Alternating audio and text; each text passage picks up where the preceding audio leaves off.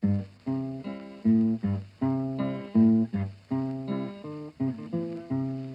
evening as the sun went down and the jungle fire was burning. You wanted to talk about where you grew up? Oh, yeah. Well, I lived in several places growing up. In fact, 10 or 12 places. My father changed jobs. He got $1 more on a day. He changed jobs. And I did go to the same high school all the time. And I played basketball on a team. I only weighed 138 pounds. I didn't do any football playing. And I had a brother that was mentored All-State, 2 years younger than me. But he was about 30 pounds heavier than me. Now, what were the names of all your brothers? One name on them? Yeah. Well, my oldest brother is Arthur P. Gilliam. And he died at age 87, 89 rather. Then we got Raymond. He died early in the 50s with the cancer. He was Red, wasn't he? Called him Red. Raymond Gilliam, yeah. Then we have Russell, my favorite, that died with leukemia. Uncle Russ, yeah. Yeah, in his 60s. One of the best guys I ever met in my life. And then we had Charles Edgar. He was a guitar player. Icky. Called Icky, after Ichabod Crane. Did he fought in World War II, didn't he? He was over in the Pacific for, I think, 2.5 years. What was he? In the Army. I mean, was he an infantry soldier? Yeah. So he did he do a lot of groundwork in China, or was he work pretty much on the islands? He was on the islands, but he actually was in battle. He killed several Japanese. Yeah. I was told that he went to Japanese occupied territories in the Pacific, and he carried out those operations. I was told by another guy that he killed 18 or 20. Wow. And he didn't have any fear of anything. And I have another with me, Robert, of course. And I didn't play the guitar. What was your nickname? Rob. Oh. I guess that was about it. But my next brother was Eugene, and he was called Sheik. And I don't know where he ever got that name. And he had a license plate in West Virginia with Sheik on it. And then my other brother was Paul, and he was a guitar player that made a living doing it. He played in the order of Chet Atkins. He was that good. And he lived in California most of his life. And he was in the Navy, incidentally. So we had 4 boys in service at one time. My mother had 4 stars in the window. They used to put stars for each son they had in service. So she had 4 of them there. Pretty good. So. She had one sister, right? One sister deceased, age 8. Had rheumatic fever, and it caused her to have a heart condition. Oh, okay. They didn't have penicillin then, see. And if she were living now, she'd be all right with the proper medicine. Then I had another sister, 5 years old, that died before I was born. And her name was Thelma. The first sister's name's Mildred. And we called her Mitty. And she was redheaded, loved to sing. And then Thelma got burned up in the open fireplace. An open fireplace? And her dress caught on fire. They took her to the hospital. It was too late. So it wasn't a house fire. It was she got too close to an open fireplace. Yeah. Wow. And I understand she was trying to get something from the mountain, and her dress caught on fire. It's terrible. And she lived about 10 or 12 hours, and then she died. Yeah. So we had 7 boys and 2 girls.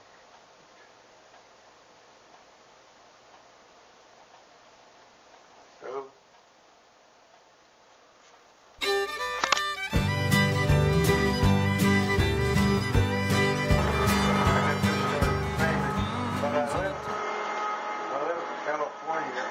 sergeant, 13 other guys. And one of them got drunk and shot Frisco up when we were waiting on the train. And he dropped a bottle of whiskey on the concrete floor. And everyone looked at me like that. He walked away. And I had trouble with him over there. And I had to sign emergency meal tickets for each one because we missed the train. From the station. It was in San Mateo. We missed the train going east, and I had to sign these emergency meal tickets each time we'd eat. But each time we'd eat, I wouldn't tell them before we'd eat. After we get through eating, I'd say, well, I got signed. Then they'd call a store patrol on me. And I just tell them what it was. So I was just hoping I didn't have to pay for it when I got out of service. But everything worked out good. Just about to spend what I had in the Navy. But I had a good rate there. Wasn't there one morning when you had two planes collide while you were eating breakfast? Right. No, I'm on the dock. Oh, okay. See, I was at the boathouse. We had about 100,000 personnel there. It was an advanced training school. When they finished their flying there, they went to Pacific. We had 4 SIRs, 7 Fs, 8 SAUs, PBY, PBM, OS2Us, SNJs, TBF. They were all planes that were used in the Pacific. And one time there, we're standing on the dock, and a transport is taking off, carrying sailors that are going from the Pacific on leave, most of them going east. And a Corsair was circling the field of land, and they collided there, and I believe, if I'm not mistaken, 36 people killed. Wow.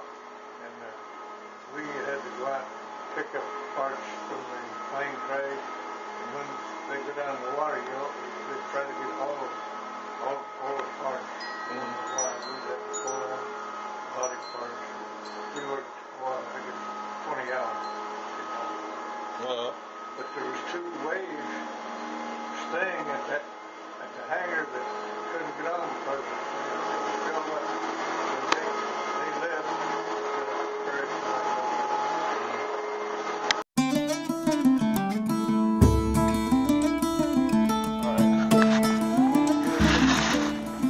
Now I'm taking pictures. Huh? It's like a movie. There we go. Alright.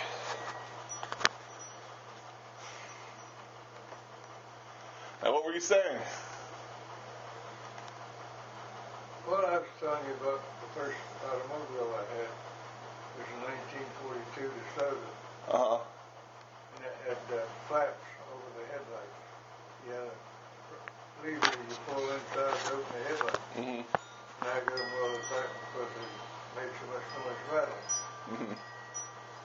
Then my second car was a 1948 Chevrolet. Yeah. That was a good car.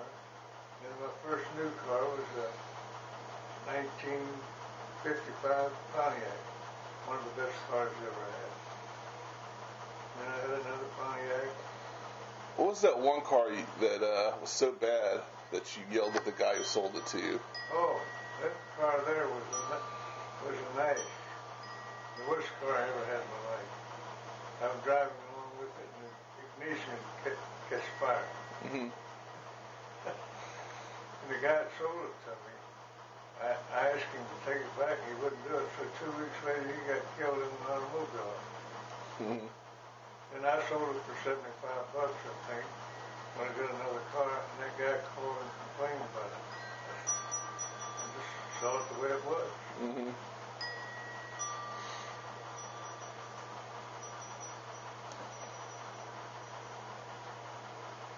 Were you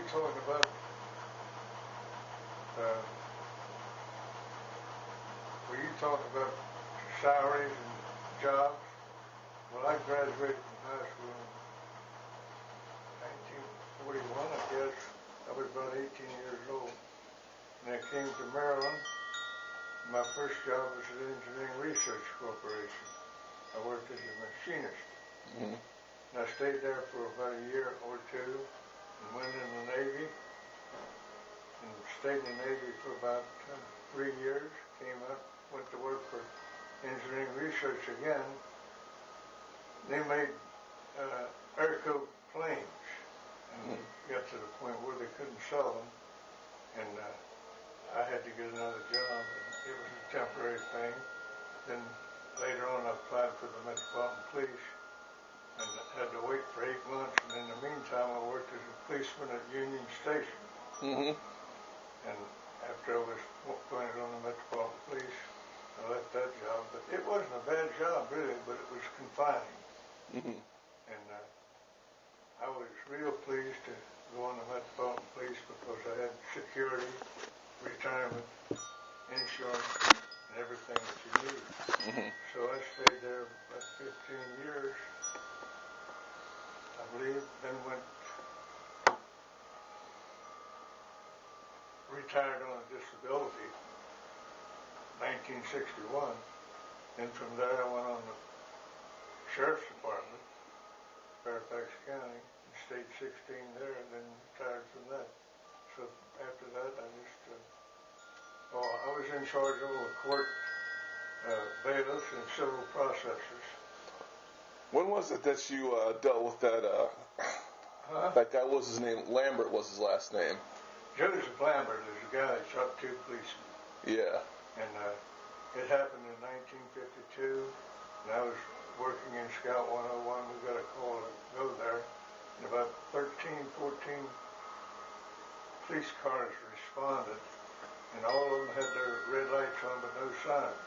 Uh-huh. And they all kept going north on 13th Street, and I turned off northeast on Kansas Avenue, and that's where I got him. I only had a partial lookout, and just a black guy with khaki trousers and burgundy shirt. So I got him at Kansas and Upshur Street and told him to stop walking and put his hands up. And I had 3 other policemen in the car. Mm-hmm. I let the car keep going. I was a driver. So I walked toward him. So you walked out, you jumped out of the car as the driver in the car just kept going? Yeah, just a little bit, not much. Oh, okay. And I had a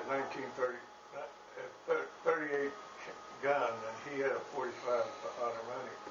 And when I told him to put his hands up, he hesitated on the right hand, and he finally raised it up. So I took the 45 up, and I was so nervous, and then I sat down on the curb and had to relax. Mm-hmm. You know, you get nervous. You make a good policeman when you get nervous after it's over with. Mm-hmm.